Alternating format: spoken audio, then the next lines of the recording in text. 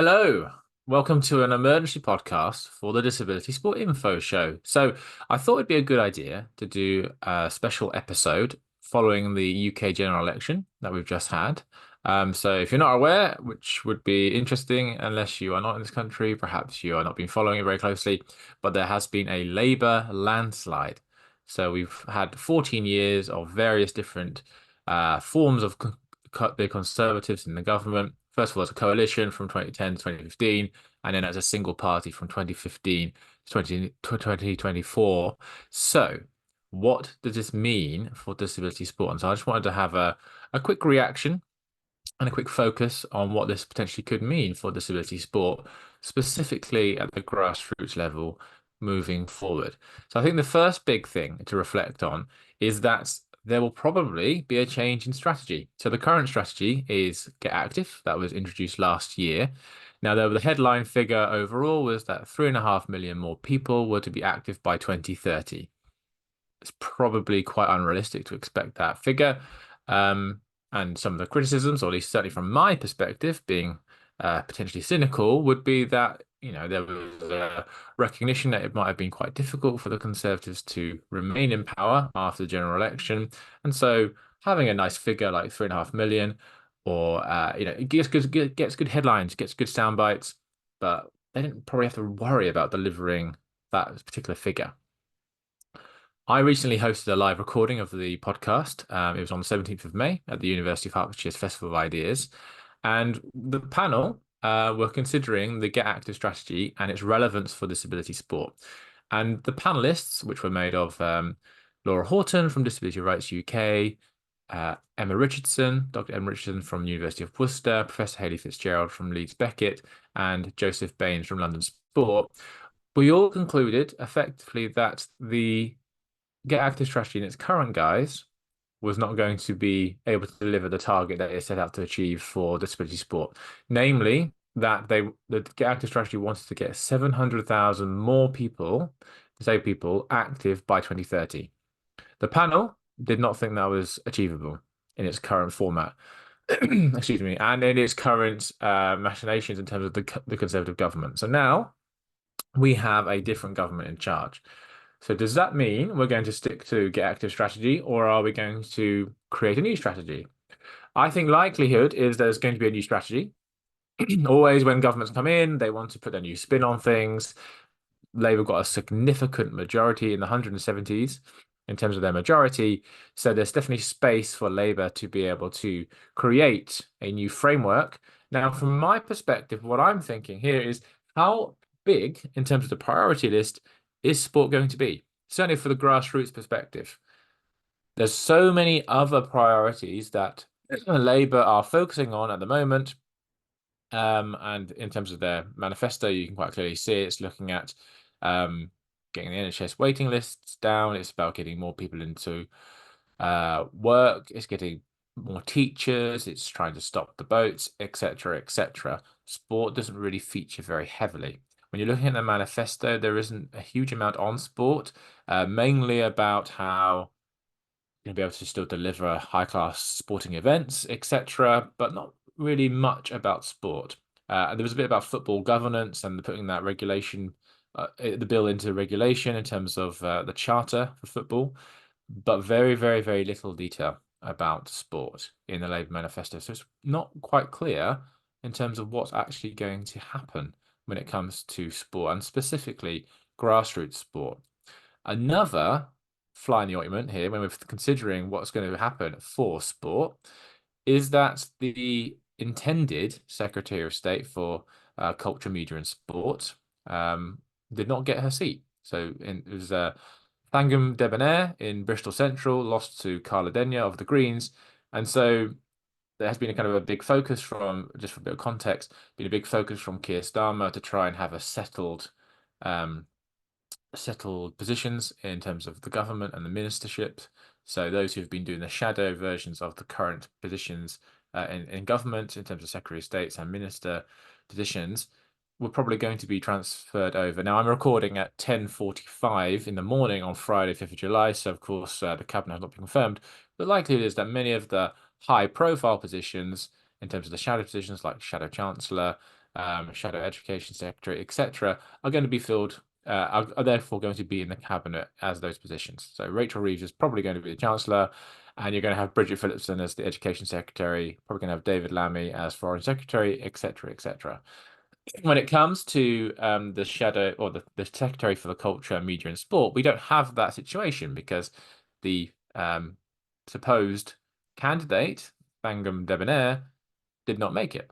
So who is going to be the new Secretary of State? Now, according to a BBC journalist, I'll just get the name, just look at my phone whilst I do that. There are two names in the running. You've got Chris Bryant and you've got Ellie Reeves. So this was from Henry Zeffman of the BBC. He was saying that those were the kind of names that he was hearing. Now, this was a few hours ago, so of course the situation could change. So what I did is I looked on Hansard, which is a government website essentially where it reports all the kind of speeches and all the voting records and all written correspondence that ministers do. And for the last period of the parliament, I searched keyword was sport and I searched a keyword for disability and tried to find out for Chris Bryant and also for Ellie Reeves what kind of their views are. I didn't find much for Ellie Reeves in terms of sport, very little. In terms of disability for both of them, it was pretty generic. There wasn't anything specific that I could really take that was fairly substantive. For Chris Bryant, he's done a lot of work around concussion in sport. So concussion in sport is a very, I think, big driving factor for Chris Bryant. So if he does become the Secretary of State for Culture, Media and Sport, I imagine that there's going to be a look at concussion in sport and kind of safe protocols for the elite and grassroots aspect. He seems very passionate and has championed that cause for a number of years. Also, it's important to note that during the 2010 to 15 period of Parliament, Chris Bryant was in, I think, a shadow position of Secretary of State for Culture, Media and Sport at that time, and also held a minister position as well as a shadow minister in that particular area. So he's got some links in that area. So perhaps Chris Bryant is likely to be the one who gets the position. Of course, recording it at 10:47 now, I may look foolish having said that statement, but based on what the BBC journalist Henry Zeffman said, and also looking at the previous track record, perhaps he might be the fit for that particular position. So we don't know what the priorities are going to be. Also looking at the manifesto of Labour, in terms of disability specific, so we've talked about sport, but in terms of disability specifically, again, there's not a huge amount about disability, essentially trying to get disabled people into work, but that's the same for lots of different segments of society. But there is a section, I think on page 90 of the manifesto. Again, I just did a keyword search. I didn't read every single page of the manifesto. But on the keyword search, what I found was that it says Labour is committed to championing the rights of disabled people and the principle of working with them so that their views and voices will be at the heart of all we do. That's a verbatim transcript there that I just quoted from. Interestingly, it says we will introduce the full right to equal pay for disabled people. So Labour are committed in their manifesto that there should be a right to have equal pay for disabled people. So building on their gender focus in terms of pay gap reporting, they also want to get large companies and large employers to report on how there is a gap, or if there is a gap between disability and ethnicity. So there seems to be a focus in terms of getting better rights for disabled people in terms of their employment and their work. And there's also a point in the manifesto that says that Labour will tackle the access to work backlog. And I think this is quite an interesting point. Make sure that people can try out a job without fear of an immediate benefit reassessment if it does not work out. Now, the reason why I think that is interesting is because that links to something that in the research suggests can be a quite prominent theme, is that some disabled people, if they are trying to be physically active or participate in sport, if they are reliant to a degree or a strong degree on benefits as part of their disposable income, then there has been a suggestion that some people are fearful of being active because if they are seen to be active and then someone suggests that they are not eligible for the benefits because they're showing a certain proficiency in physical activity that they believe does not meet their level of impairment, they could potentially lose those benefits. And Activity Alliance, which in the UK, or certainly in England, sorry, is kind of the main non-government body that focuses on inclusive sport and inclusive physical activity and a fair representation of disabled people, has put as part of their priorities, protecting the benefits as the number one. So it's not exactly a match in terms of here Activity Alliance were focusing on sport and benefits, but in the Labour manifesto there is that focus on perhaps reducing that um, culture of reporting on anyone who might be deemed to be a benefit cheat. And I put that in air quotes for those who are listening rather than watching the video. So that's interesting. That potentially could have some sort of synergy with the priorities of a company like Activity Alliance and what's in the Labour manifesto. Also, just whilst we're on the Activity Alliance bit, two other areas that they were focusing on was equip health and care workers.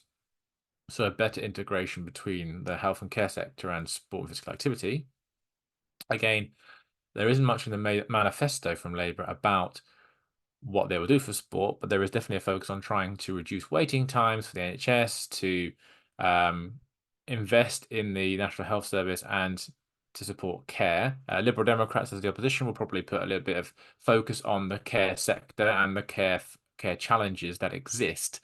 But it'd be interesting to see going forward whether that link between health and care sector and physical activity and sport as a potential remedy or solution for some of the potential issues that some people might experience will actually be utilized going forward. That's not clear.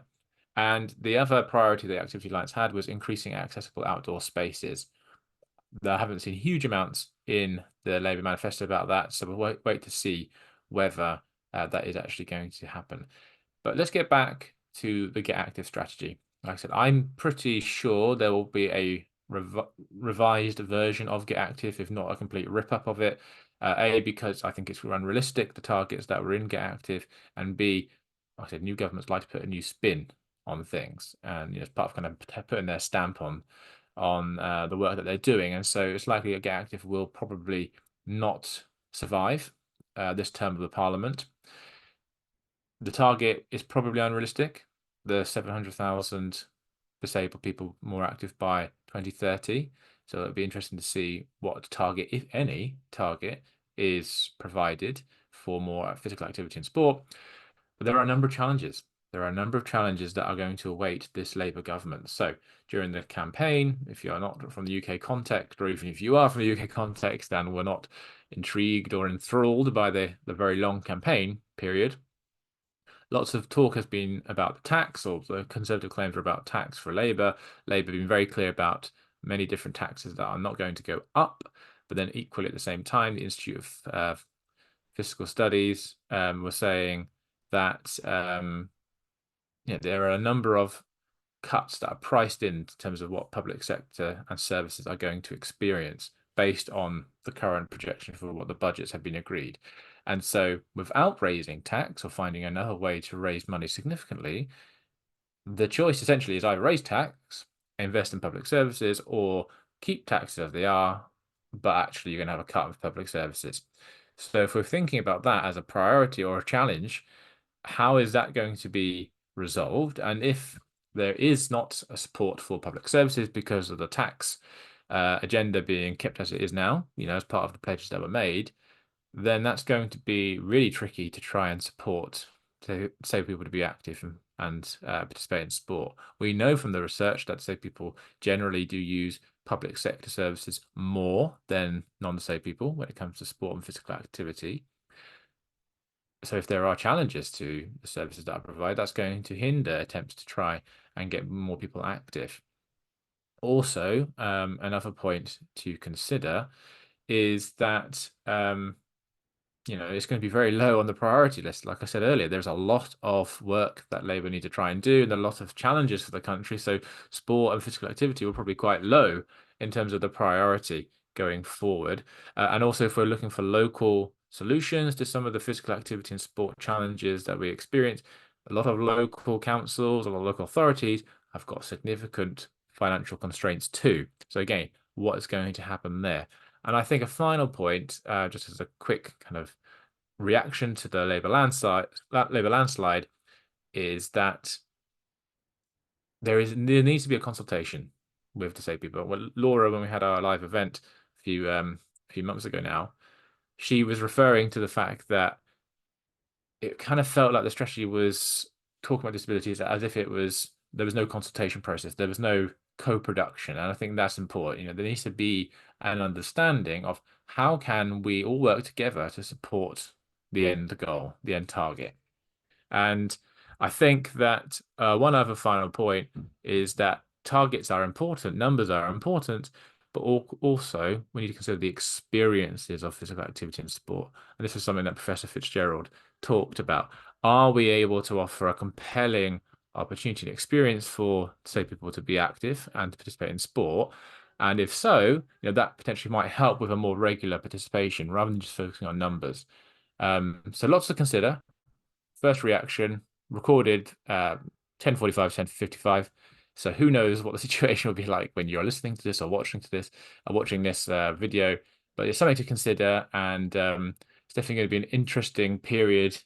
Different government in charge, and yeah, something to consider and to watch. I'm really interested to get your thoughts. Do catch up on the previous episode where we had the live recording where we discussed the Get Active strategy in more detail. You can check that out on the feeds in terms of the Disability Sport Info podcast. I've got to go now because my two young sons, I think, are having a bit of a tantrum. So if you can hear something in the background, it is them. Listening to that potentially enhances your experience. Who knows? Thank you for listening, and I will catch up with you soon. Thank you.